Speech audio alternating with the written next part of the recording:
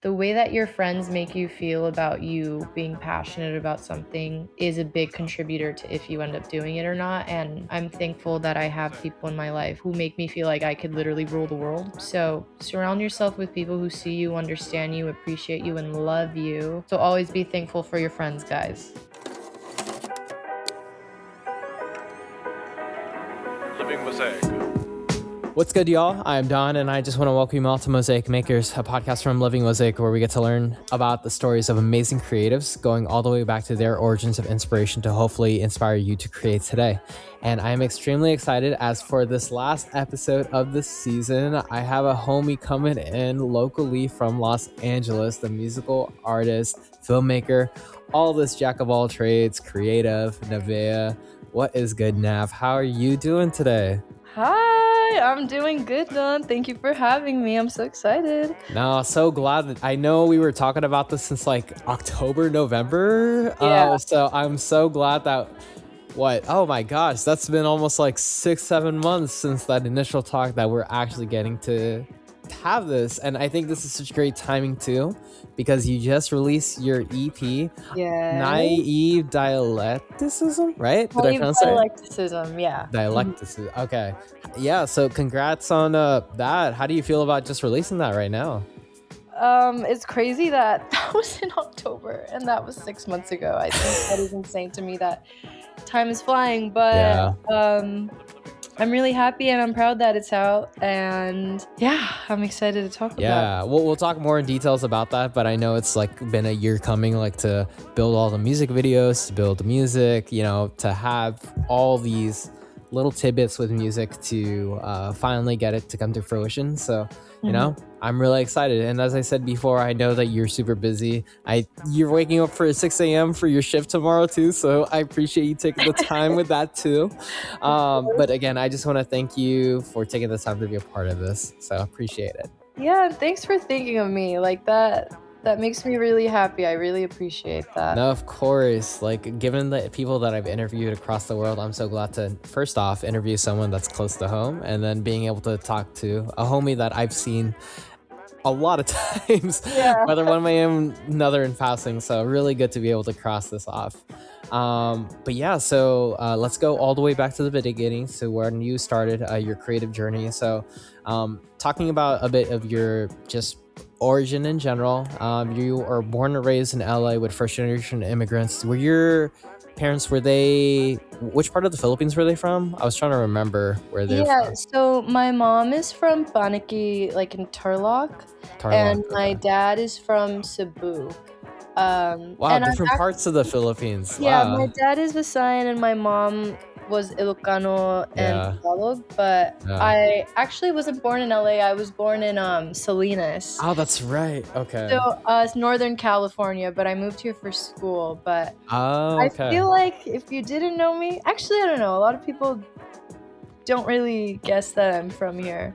But that's why I had the assumption that I thought you were from here, but now I know that you're from Salinas and you went to school here, so now I know. Yeah, definitely still a California girl. But still, so Salinas, that's like, it's not the city, so you never were really exposed as much to creative outlets as much. I assume it would be a lot of the internet, or maybe your parents a little bit, but mainly the internet would be a lot of where you got inspiration creatively then. Exactly. Like, I was extremely chronically online as a kid. Yeah. And I always say that, a big part of my identity was raised by the internet because, like you said, there was not a lot of creative outlets from where I'm from.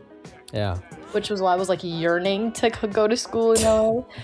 But yeah. And for context, that's like for people that don't know where Salinas is that's like really far from like SF, far from San Francisco, far from LA. Like that's not middle of nowhere, but pretty close to that. Yeah. So Central Coast, like near Monterey and Santa Cruz is usually how I describe it to people. But I grew up going to the Bay Area a lot. Okay. And I feel like when I'm in New York and people are like, where you from? I'm always just like, yeah, I'm from the Bay.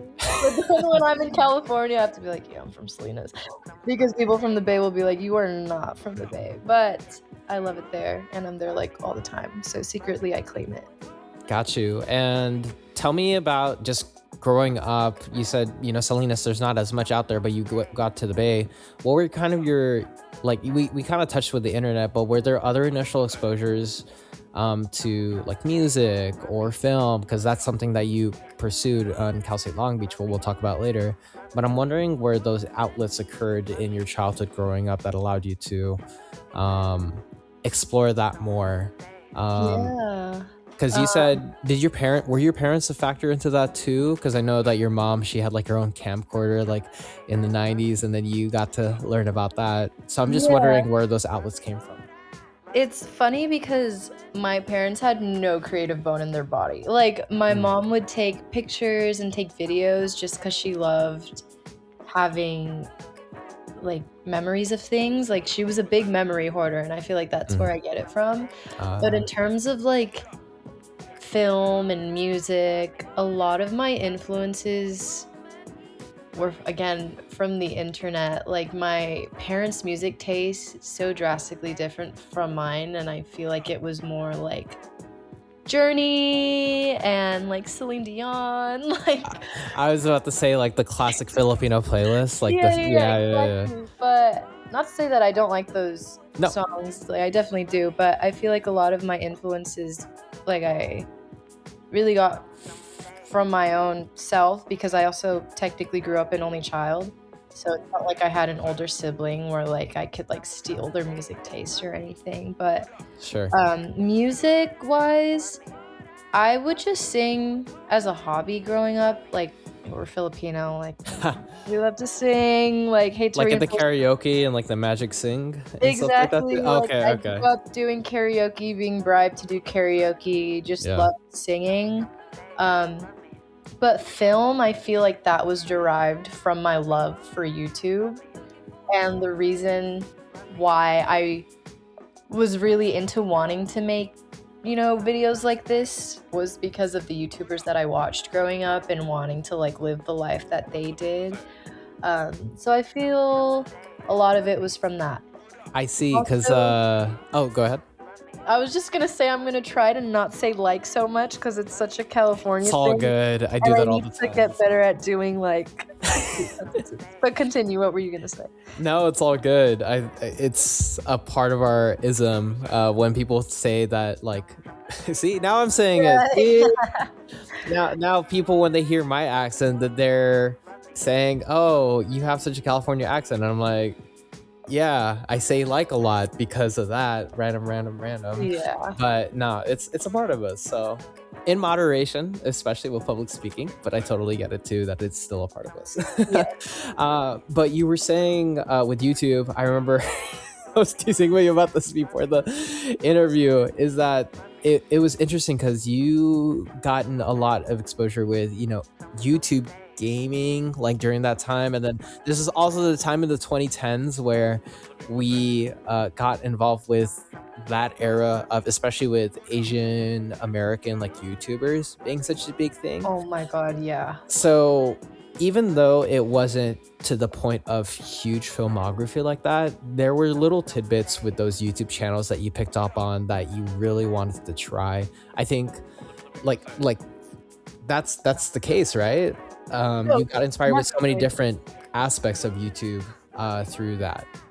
Yeah, and like, I grew up on Nigahiga. Yeah, I grew up on I Has Cupquake, Sky Does Minecraft, Captain Sparkles. Like, it's it's so hilarious to like really think back on that, but genuinely those people raised me. Like, Wasabi Productions, like Roy and Alex, and I think I got really lucky as a kid, or we got really lucky as kids to like have Asian quote unquote role models like that on the internet. But watching them growing up, and just being like little me in my room, only child, like watching these YouTubers, like I really wanted to be like them. So even if it was like playing Minecraft on my computer but not even recording it, like I would be talking to myself, like I was like, doing a gaming live stream. Like I would just always like do that, and I'm saying like again, but whatever. I'm just gonna let It's all myself. good. No, do you? Who I'm gives a just gonna let fuck? Go myself do do it. Whatever. you. But yeah, a lot of YouTube growing up, I will say. So it was a lot of you trying so many different niches of creativity that you wanted to try out, or just explore, because during that teenage, like, early years, it's a lot of exploring what kind of creativity you have, your own voice personally and professionally too. So I definitely do see that a lot of YouTube you hold really near and dear to your heart as one of those outlets for you to be able to express yourself and be Yeah. really homey with like entertainment. Like, it's close to your heart, Yeah, because there's just something about YouTube and the casualness of it, of just like posting a vlog, or it's like not as attention seeking as TikTok can be sometimes. Like YouTube is just a safe haven for me where I don't give a fuck about how many views my vlogs are getting. Like, I'm gonna vlog on my little camera and post it on YouTube just because it's like fun for me and because I love watching them back for myself. Like, a lot of the things that I make are for the enjoyment of myself. Like my YouTube videos, like my Yeah. SoundCloud covers, like those are for things for myself to enjoy. And I feel like I try to remember that when I'm making stuff, that I am doing this all for my own enjoyment. No, I think, and that's the essence of being a creative, is doing and creating what you love. I loved, while I was researching for this interview, just getting to see those little random tidbits of life that you have with your visits to New York, your random exploration with like friends and like parties and stuff like that. And it's really cool to see a bit of that essence too. We'll talk about it later with one of your music videos, which I'll talk about later. But it's really cool to just see you're doing this because you love it. And I think, would you say that throughout that time, well, you were vlogging later. Were you vlogging before like high school too? Like around that time as well? But you just deleted it, or? Yeah. Okay, Yeah. there you go. So, yeah. The thing is, letting myself be on the internet like that, years will pass. I'll Yeah. get like really high, and then I'll watch like old videos that Oh I my posted God. on the internet, and I'm like, oh my God, why did I post this? So then I'll like private all of them because I'm so embarrassed by them. But I feel like recently I've been trying to not do that so much, so I can just enjoy how I was at that moment and not be so like mean to myself. But that's also the reason why you can't find any of those videos. We got to do a private watch party, which is seeing your YouTube. Oh, I will send you the link, Don. Okay, all there's right. actually a YouTube channel that I still have up. It's not under my name, but it was like a joint YouTube channel that I had with my cousins. Do you know the YouTube channel O2L, like Kian Lolly, like Connor Franta? So they were like a joint YouTube channel, but they would post like every day of the week, and me and my cousins would do that when we were like in elementary school. And those videos are still up on the internet because we forgot the password. But luckily, my name isn't like on the videos. I wouldn't have found that otherwise. I wouldn't have found that if you didn't say it. So good on you. Yes, but they're out there. You just really, really have to. Okay. No, sounds good. Sounds good. I'll keep you posted after the interview on that one. So, we were talking about this with YouTube, and then you going to film. So did you, that interest into filming and stuff like that, I assume that inevitably led you to pursue film in Long Beach State after high school, right? Yeah, so I was initially a nursing major. Oh, were you really? Oh, I was entering Long Beach. I got accepted to the school as a pre-nursing major. Okay. And I remember applying to colleges as either nursing or psychology, but being so freaked out because I was like not 100% sure that was what I wanted to do with my life. But I went through one whole year of freshman year as a pre-nursing major. I was taking like all my STEM classes, like oh my God, chemistry and everything, and I got my first B. I got my first B in chemistry. And the thing about me, I grew up a straight A kid. Like, In Okay. high school, I graduated top 25. Like, I had a 4.4 GPA. No I shit. was ASB president, like varsity cheer captain. Like, I really took pride on like being an overachiever because I Wow. was like, I need to go to college. I need to go to a good school. Uh-huh. And then I got into Long Beach for nursing because, nursing is Yeah. hard as fuck to get into. Yeah. So I got in for nursing, but then I got my first B in chemistry. And the thing about the thing about nursing, it is extremely competitive, and I knew that one Mm, B could be extremely detrimental to my career track. yeah. So when I got my B, one, I was spiraling because I was like, fuck, like, this is way harder than I thought, and I just started. And two, Mhm. I was like, do I really want to do this with my life? Like, is Oh, all the effort wow. that I'm putting into this major really what I want to do for the rest of my life? And I Mhm. remember I was sitting with a college counselor and I was like, I don't know, like I've always had the thought in the back of my head that I wanted to do film, but like I know my parents wouldn't support me and bada bada bada bada bada. And then she was like, I feel like you already made up your mind. Like you want to do film. Then I was like, you're right. But I was like, what part of film do I want to like go into? Because there's so Mm, many different tracks you can go into. yeah. And I chose documentary because I was able to exercise all skills of producing, directing, editing, and using camera, like, and Mhm. also building story. Yeah. So I like that I wasn't just stuck to one thing for the entirety of college, but honestly, that decision there was so pivotal, and I cannot. Oh, sorry. I You're good. cannot thank myself enough for switching my major, but Mm, yeah, I mean, so that was sophomore year when you switched it officially? yeah, it was. Wow. I think it was, yeah, end of freshman year is when I switched. Yeah, started sophomore year, and I remember walking into my first film class, and And yeah. when you went, it was felt like it fit like a glove. I think progressively it did. At first, I remember everyone was going around the room talking about their favorite movies, and everyone had so many like niche, So about to like say, yeah. so many niche films that were their favorites, and I was like, bruh, my favorite film is like Nacho Libre. Like I grew up on YouTube. Like I'm in here because I love YouTube, not because Yeah. I grew up watching movies. Like I grew up watching movies, but not as much as these people did. No, it's For like a they're second, recalling like a film from like the 1940s about like this French noir like sort of thing. yeah, Yeah. and I remember I had imposter syndrome for a little bit, but I do think it went away after a while. Okay. Your movie taste does not mean that you can't make a good film. Sure. I'm just gonna say that now, but I think that took time for me to realize, and um, yeah, but Yeah. I think it was progressive, like feeling Mhm. like I fit in. And was this around the time too that you started filming yourself, like filming song covers as well and posting it on YouTube too? Or was this Yeah, way so later?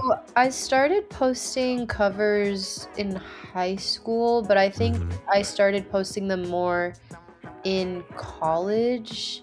Yeah. I remember freshman year it was a bit more difficult because I was dorming and I didn't want to be like belting in front of like my roommate. And you were also nursing, so it was like Yeah, it was exactly. balancing school too. Like singing was always just whenever I had time, like yeah, but sophomore year was the first time I wrote a song about someone. Um, it was after I switched my major to film. I remember I had like bright red hair after going through a breakup, technically a Ugh. breakup. And I wrote a song about the person. Mhm. And when I switched my major to film, I signed up for an internship at my school for this media company called 22 West. And one of my friends there was like, let's make a music video to your song. And I was like, oh. I was like, oh, okay, like, sure. But I remember being so doubtful of myself. Like, I don't think this song is like good enough to like make a music video to, you know? Mhm. Like, this is just like a song I made because I was sad, Yeah. not because I wanted to put it out in the world. Like, it's only on my SoundCloud, it's not on Spotify or anywhere, but we Mm, did end up making a music video to it, and it's on YouTube, but I think the music that I make now is a bit different than got the you. song that I posted then, but that's kind of when the music thing, like, started, I think. Gotcha. And I think this is a good analogy. It's funny to see kind of music and film uh, be parallel with each other in your journey as a creative. So around that time between what 2022 to 2024, 2025, would you say that you kind of alluded to this with film, and I assume this is the same with music, is that during that time you were not only battling imposter syndrome, but you were also trying to find your voice and your creative direction and your place in the creative world? Would you say that's kind of that that is a good summary of what that was during your time in Long Beach State? Yes, completely, because I knew I wanted to be creative, so I did film. Hmm. I didn't know what exactly in film I wanted to do, so I did documentary. And within documentary, I found that my strongest suits were producing Hmm. and editing. But I loved singing as a hobby. And I know we're still talking about through college because I feel like the music stuff started to really kick after college, but Yeah. like in college I was more focused on like strengthening my producing skills, whether that be producing like documentaries or producing photo shoots, because for a second I really wanted to be a fashion photographer producer, like a producer for Vogue or like editorials and stuff like that. That's actually a good point, because I remember seeing like a lot of your early work. You were helping out with a lot of people, like with photography and stuff like that too. So that's what it was, right? You were Yeah. trying to get into that niche a lot more. Yeah, but definitely producing. Like producing was the thing that I knew I was the best at, that I felt the most passionate about, that I could see myself doing.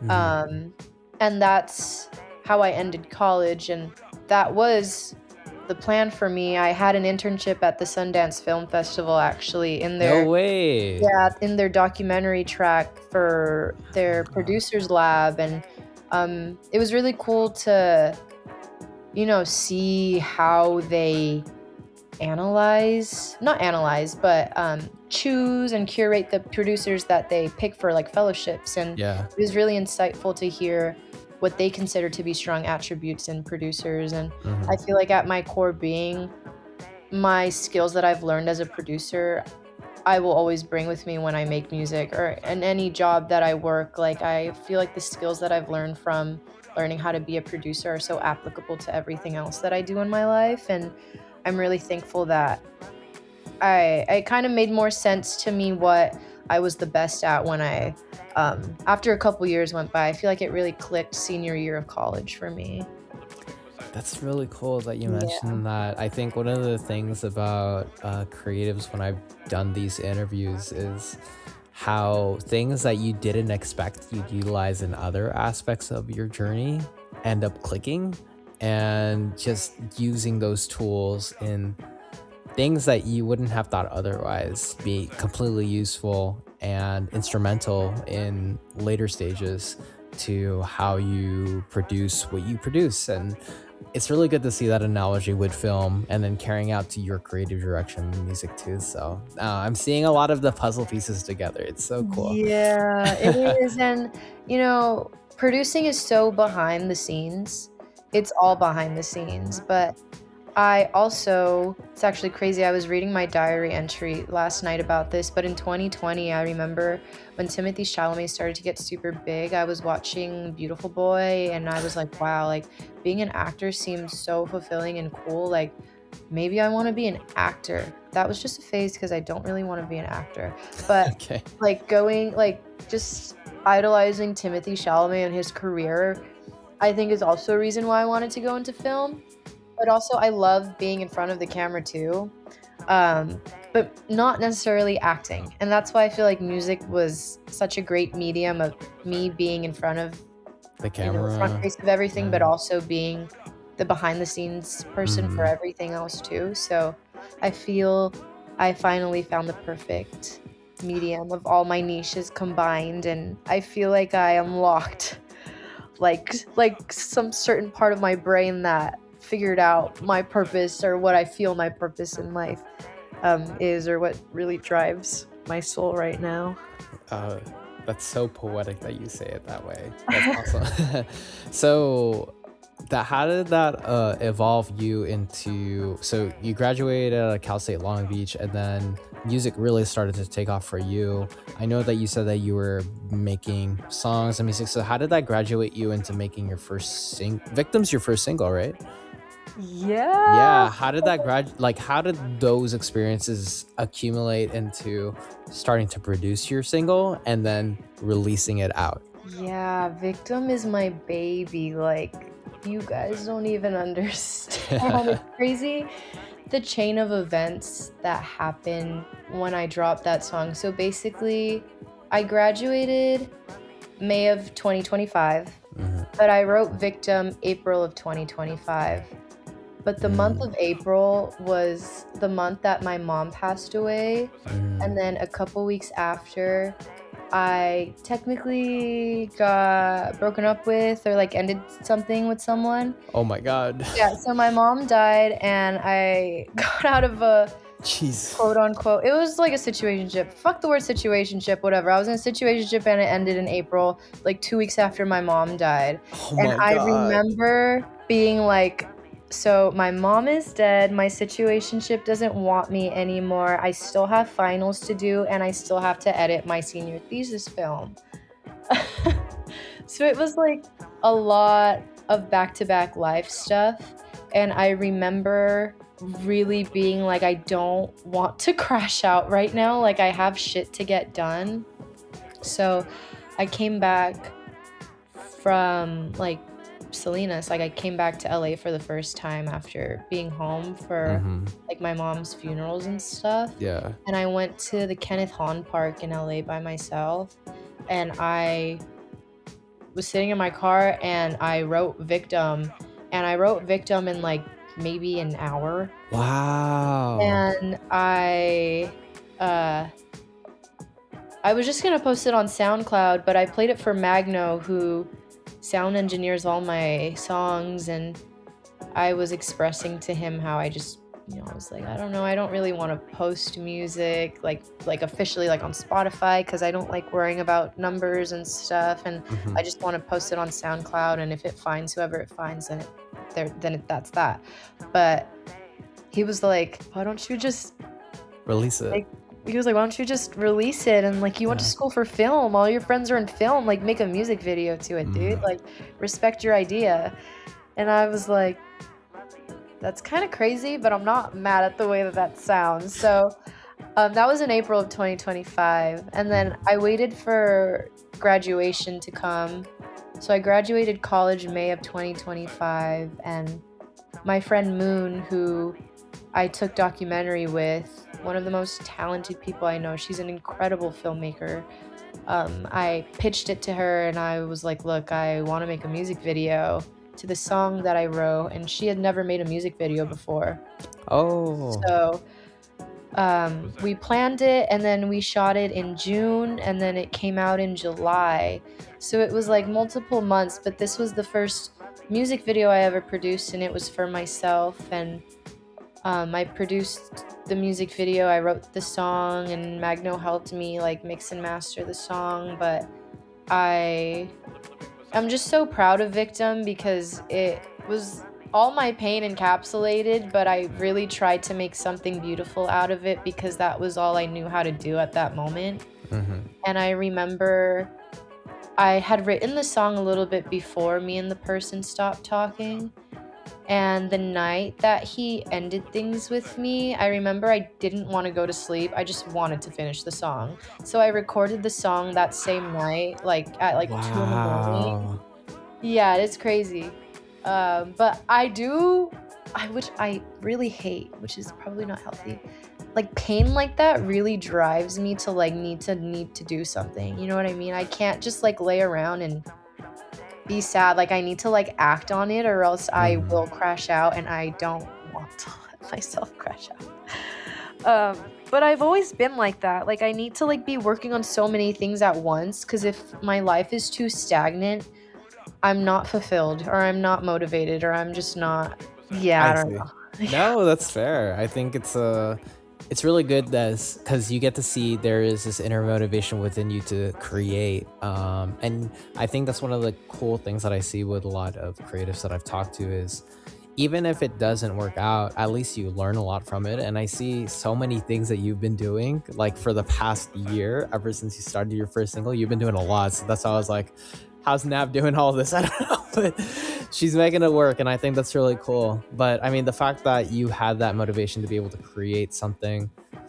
through that and be able to carry this rawness and create art from it, it's beautiful, and it was really cool to just see that music video and all that random stuff come through. So Yeah, yeah, no, it's really cool, and to see the product of what came out of it, it's really awesome. So thank you for thank sharing that you. to the world. I really appreciate Yeah, that. thank you. You know, and I really do owe it a lot to Magno for Hmm. being the instigator of it all. Yeah. Because I don't know if you're into astrology, but I'm a Virgo moon, Mm. and I are. Do you fuck with astrology? I am not as familiar, but I'm open to learn, I'll say Okay, okay. So I'm a that. Virgo moon. Yeah. Basically, what that means, I am too hyper aware of my surroundings and myself, and I'm very hypercritical of myself. So when it Hmm. comes to like putting stuff out, it took a lot out of me to be like, okay, I'm going to get over my fear of being perceived. I'm going to put things out. I don't care what anyone thinks. Like, I'm going to do it for myself. And that was such a big step. But I do feel like my mom passing away was that big push. So, like, just fucking do it. Like, just fucking do it. And honestly, I was talking to my sister about this too. I feel like I still would be singing if my mom was still alive, but I don't know if I would be pursuing music like I am now and as big as I want it to be. But I, as obviously devastating and traumatizing as the situation was, I'm glad that at least one beautiful thing came out of it. And it's crazy how this has redirected my entire life. But it's crazy how the world works, I think, especially because I'm 22. My gosh, yeah. You Yeah. make me feel so old. No, you're not even old, Don. Oh, yeah, we'll talk about that. I appreciate it. But yeah, no, the fact that you're doing so much at such a young age too, it's really commendable to see what you've done so far, and I'm so excited to see what you have in store for the future. Because the fact that you've cranked this out in a year with all of this, I think we could dive a bit deeper. Is not only once you started Victim, but then you started releasing more singles. I think one of the ones highlighted in particular was like with Pulse, where you had this huge music video with all of your friends, not only in terms of the directing or producing, but then also being extras to help out that. And slowly and surely, you get to see all the songs that you release and all the friends that you support too that led up to naive dialecticism. Did I pronounce that? Dialecticism, yeah. Dialecticism. Okay, cool. I just want to make sure I'm pronouncing it Yes, right. yes, yes. But it's so. I just want to put this little highlight is how much your friends and your like your community supported you into being able to create this. Like, how big of a role was that for them to go create this project in all different aspects? Oh my God, yeah. I rely on my friends for a lot, and I think I got extremely lucky with the people that I have in my life. And Yeah. even if, actually, no, I'm not going to say that. When I was going to say, even if this music stuff doesn't work out, but it is going to work It out. will work out. It It will will work out. work You're out. doing awesome now. Exactly. Thank you. But my friends, like, having them is enough for me. Like, really. Like, I could give less than 10 fucks about having 10 million streams overnight. Like, my friends, having 10 solid friends that will support me throughout anything and will really appreciate my art for how I want it to be. I don't know. There's just something about that that's just so much more fulfilling. And I always try to work with my community because they're the people that I learned with. And with Pulse, it's kind of crazy that like before Pulse, I would talk to these people individually, but I feel like after Pulse, we started hanging more as a friend group after, which makes me really happy because we all got a lot closer through that music video. But my dear friend Annabelle, who plays my partner in that video, someone I met very early on in college, and Dylan and Jelly, the director and the DP, were people that I met kind of through school. I met Jelly through school. I met Dylan kind of through school, and then Got Sydney it. I met through school, but a lot of it was through, college, and we all like freshly graduated, so it's cool that we all got to work on this together as like, this was the biggest thing I've ever produced in terms of the amount of people and the set and set design and everything, and even like acting in it, like kissing a woman on camera, like that's so Sure. out of my comfort zone, and that was my first time working with like an intimacy coordinator too. But despite it being obviously like an independent music video and a bunch of kids who are just freshly graduated, I really, as a producer, try to make things as professional and comforting as possible, because I have worked on Yeah. so many sets that could be better. Understandable, but the fact that you have a set that pretty much has this whole community like working together with this, it must have been really like heartwarming to see all these different circles clash and these different like all these people coming to this one goal to not to support you and to be able to create this Yeah. project that holds near and dear to your heart. And I really did get really lucky with my friends, because I, growing up in Salinas, one, there weren't a lot of creative outlets, but also growing up, I would be a little embarrassed to talk about if I wanted to pursue the arts, just because of like judgment from people in my Sure. hometown. So it definitely is healing my inner child to be surrounded by so many creative people who are rooting for me, and I'm equally rooting for them back. And it's just so like, this is what I yearned for when I moved away, and Aw. I'm just really, really happy. And it's like it's such an invaluable thing to have in my life, and I'm really thankful. And I feel like the more thankful I am, the more opportunities I get. So always be thankful for your friends, guys. And do you feel that with this EP, I mean, I kind of touched on this a little bit, but with this EP, when you released it, it was a good accumulation of all those experiences, getting out of your comfort zone, being able to create stuff on your own and putting it out there, and then having these friends to be able to help support and making this come to fruition. It's all those wrapped up into one with this EP. So I assume that's why you hold it so near and dear to your heart, on top of the message that you have for it too. Of course, like, yeah, literally everything that I have made has been so friend community driven, but I'm still extremely early in my music career. For sure. Like just being transparent, like all of my songs are made in Magno's bedroom. Like I have not set foot in a professional studio once. Like I'm still learning so much, and I think being so early in my career, I'm really cherishing the moments that I'm having doing things super DIY and run of the gun, and and making all these songs in Magno's bedroom studio. And like I'm still thankful for everything that I have and all the resources that I have, but there's definitely still a lot to learn. But I do, of course, when things start to pick up, I am dragging my friends along with me. Like they will be right behind me. Yeah, no, it's just really cool to see how, I mean, I could hear from like the way that you talk about them. You really hold your near and dear to them to your heart, and the fact that this community, that it's greater than the sum of the parts, where you have so many different people supporting each other in so many different ways. To have this, it's beautiful to see. So I'm really grateful to not only see your experience like in general, to be able to have these people, but then also use them as an impetus. And not use them, that sounds wrong, but essentially having this ability and the confidence to be able to do stuff that you want to do and put it out there. I know we didn't dive too much deep into like the meaning of the EP. I guess first off, could you give me the explanation on why you called the EP naive dialecticism? Yeah, naive Yeah. dialecticism, yeah. So naive dialecticism is the East Asian philosophy that two things can contradict each other but still be true at the same time. Yeah. So, um, like you can grieve something while still being in love, or you can feel like you've grown so much but still feel like your younger self and all the versions of yourselves that you hated.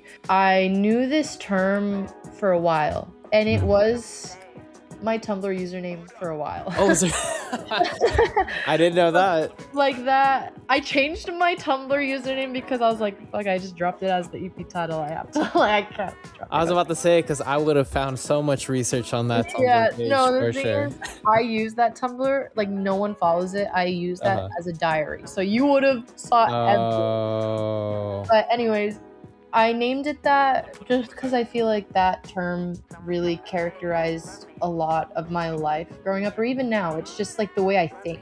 Yeah. I feel like I think about things like life is I'm literally a walking contradiction. Everything is a contradiction, and the way that I navigate things is always like, oh, but I want to do this. Oh, but this. And I didn't want these to just be like sad love songs, because you read the lyrics and of course they're sad, but I wanted this philosophy to frame the way that I'm thinking and to change these from sad love songs to like obviously the way that I think. And you know, even whatever you decide, the song that is more happy and like being in love, it's like, yes, I have a crush on you, but I don't think anyone can keep up with me. Like I have to pretend that I don't like you because you might hurt me, like type of thing. So it's, you know, everything, even if I don't try to, everything that I write ends up being personal experience. So I feel like these songs, especially for it being my debut, I wanted to feel really personal to me. So that's why I called it naive dialecticism. And if you read the lyrics to each song, they all contradict each other in some way. So yeah, I think after listening to it, and I'm so happy to see, because you already have a great work so far, and it makes me so excited to see your trajectory in the future, being so young and so talented. So I'm really excited to see that. But the fact, as you said before, is this is being able to have these people to be able to empower you to be able to express these things. And of course, obviously it's you, but just to have these accumulation of these experiences to be able to create this project that you hold near and dear to your heart, it's really cool to see the passion, and I hear from the passion that you have that this is something that you love and that you do, and it happens to be great too. So it's really cool to see this all come to full circle and showcasing it to the world. So thank you for that. I appreciate and it made me really happy to hear you say it's crazy to see how much you've done in a year, because I'm like, holy shit, it's been a year, but I feel like I haven't been doing enough. Yeah. So I'm really glad to hear you say that, but I think that's also just like me being a workaholic, or like, you know. But I am at a stage in my career where I am just starting music. Like the music industry takes 10 plus years to really, oh my gosh, can take 10 plus years to really break into. So yeah. I think it's really cool that we're doing this interview now. Oh my gosh, it just makes me realize that if we look at about this like 10 years later and we're like, oh my gosh, Nav, remember when we talked about this? Oh, then again, if you forget me in 10 years when you end up being big, I'm not gonna. Don, no. You are part of the origin story. Oh, appreciate that. This interview, well, this is like my first like auditory interview. Like Brian interviewed me, but like he it's like it's the what is it called? Yeah, with like a magazine. So it's like journalism type of thing, like on paper, yeah.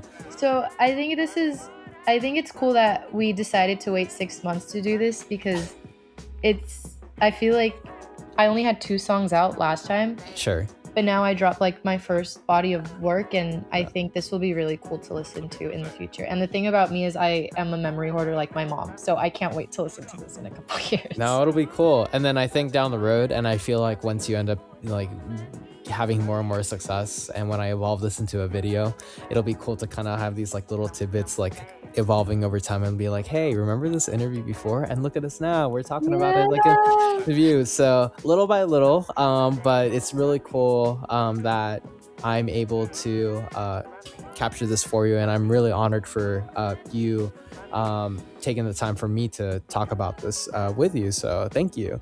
Yeah, thank you, Don. Of course. So, I mean, just we talked about all of this, like looking back. I know we talked about a little bit with the EP release, but looking back from your origin, the girl watching YouTube videos back in the day, being inspired, playing Minecraft, all that random stuff, ASB president, like all the way to nursing, Cal State Long Beach, starting to film, and then now you as a person in Los Angeles creating this EP. How surreal is it to see your journey so far? If I were to tell myself a year ago everything that I've been up to now, I think it would be pretty crazy, but I feel like thinking back to my 2020 self who so badly yearned to do something creative even though I was signing up to do nursing. Mm-hmm. I think my past self would be so relieved. And even though I'm so early in my career and, this isn't what I'm doing full time yet, Yeah. I'm just really happy that I made it to LA. Even though it's not the career I want to go into yet, I have a full-time job that's letting me support my creative endeavors, and Yeah. that I have, like, I just think I have a really solid foundation right now, and I'm just really happy that things ended up working out the way that they did. And yeah, there's just a lot of things to be grateful for, because this music shit is going to be hard, and I know it's going to be a lot, and it's going to be a lot of endurance and a lot of hard work and time, but I know what I signed myself up for, and I'm ready to go. I'm so excited because I think one of the things that I always try to highlight with these interviews, and this is why I use this platform, is to inspire other people, is that it's gonna be tough, and people have to anticipate that if you're gonna do a career like this and try to be flawless, then this isn't the career for you. Yeah. And at the same time too, is that you'll always bump into walls, but these are learning experiences that are able to make you stronger in the long term. So I really admire the fact that it's something that not only you are really passionate are, but you do recognize as well that it's gonna be a lot of work, but you are willing to do it because you are that passionate about that. And that just makes me so excited to see what you have in store, Nav. Thank So I'm you. so excited. I also have no backup plan, so this has to work out, guys.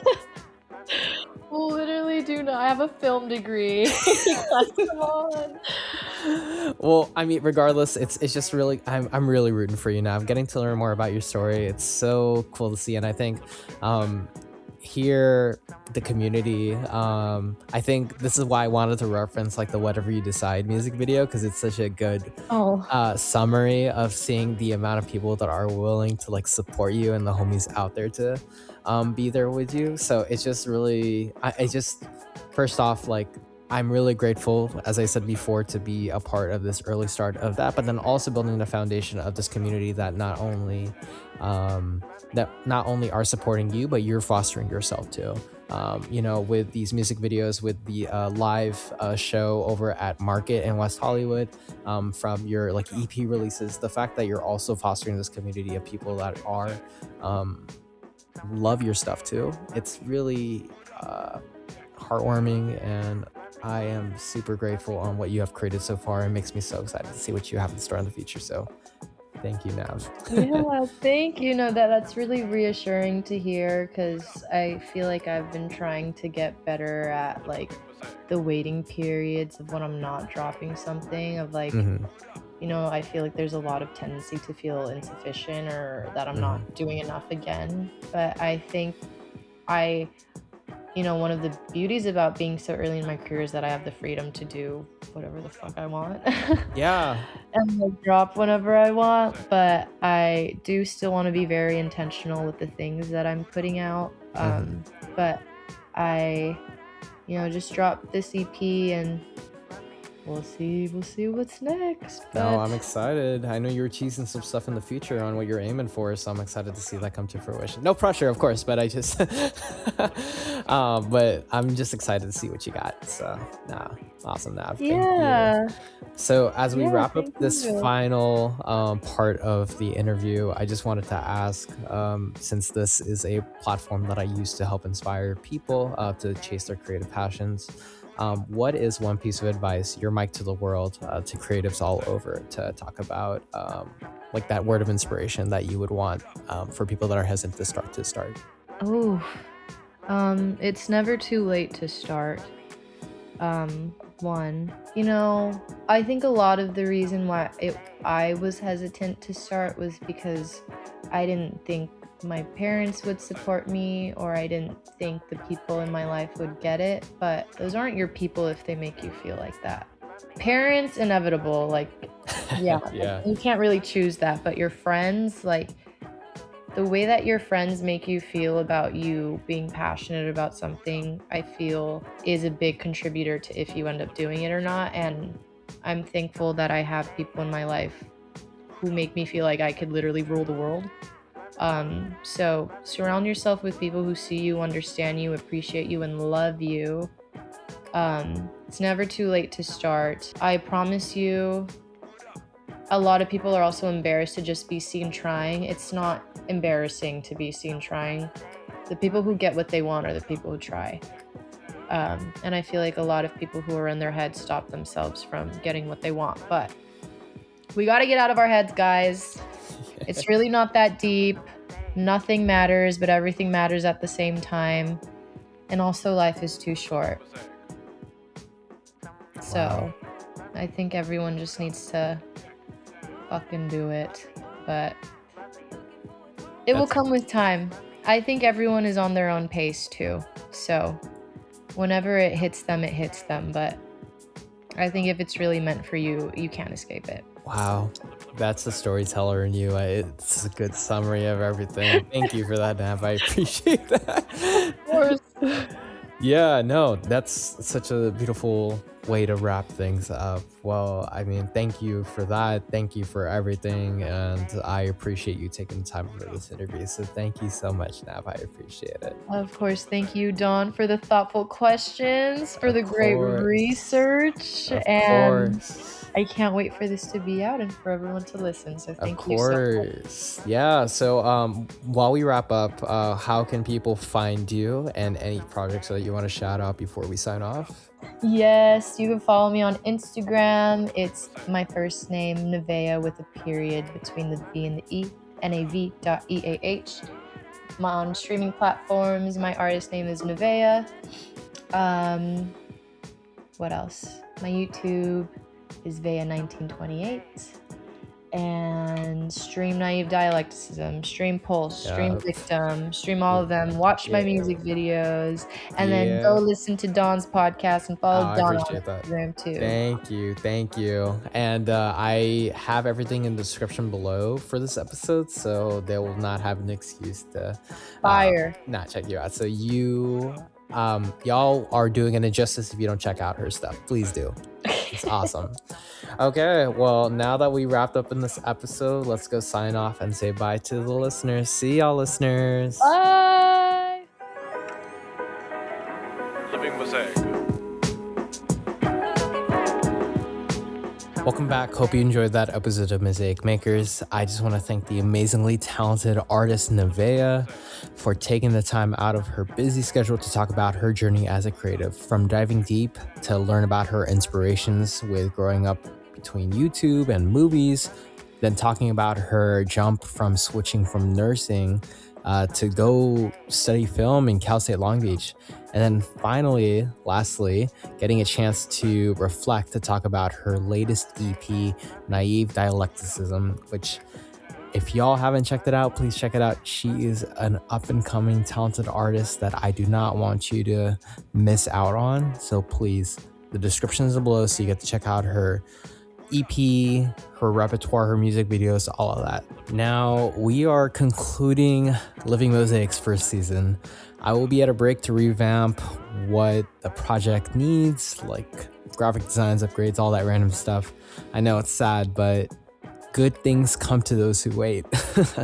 But to check out all of my previous work and be one of the first to know when I'm back later this year, please follow Living Mosaic on our website, livingmosaiq.com, on Instagram at livingmosaiq, and all of our available social platforms for more. All the links are in the description below. And if you like the show, please show your love by getting a like, share, and follow on all of our available podcast platforms on YouTube, Spotify, or Apple Podcasts. I'm going to ensure that this content gets to be able to inspire as much people as you can, and you are contributing by doing so. And leaving a good review also helps, because that way we get to learn and curate this to be the best experience for you, listener. So thank you again for taking time out of your day to listen to this episode of Mosaic Makers. This season concludes. I just want to thank you, the listener, for being on this ride with me so far, and I cannot wait to show you what I got in store after I come back from my break. So I hope y'all have a great rest of your day, and I'll see y'all when I come back. See y'all.